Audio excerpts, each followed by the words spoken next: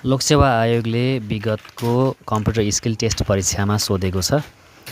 जस्तो smart art insert गर्ने, smart आर्टमा organisation chart insert गर्न पनि भनेको छ। त्यसै गरी चार्टहरू इन्सर्ट गर्नलाई भनेको छ। चार्टहरू हामीले यहाँनिर चाहिँ लाइन चार्ट ल्याउँदैछौँ। Line chart, bar chart, column chart, pie chart कुनै पनि भन्न सक्छ।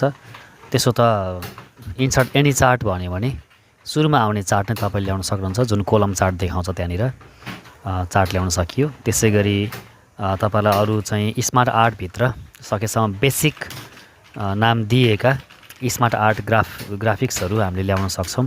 एक्जामले प्रायः त्यो सोध्न सक्ने सम्भावना हुन्छ। जस्तो रिलेसनसिपभित्र चाहिँ लगभग 4-5वटा बेसिकवाला सेपहरू छ, ग्राफिक्सहरू छ। जस्तो बेसिक भेन भन्ने छ, यसै गरी बेसिक रेडियल भन्ने छ, बेसिक पाई भन्ने छ। यो तपाईँहरूले ल्याउन सक्नुहुनेछ। क्वेसनले के भन्छ त्योभन्दा बढी हामीले गर्नु पर्दैन।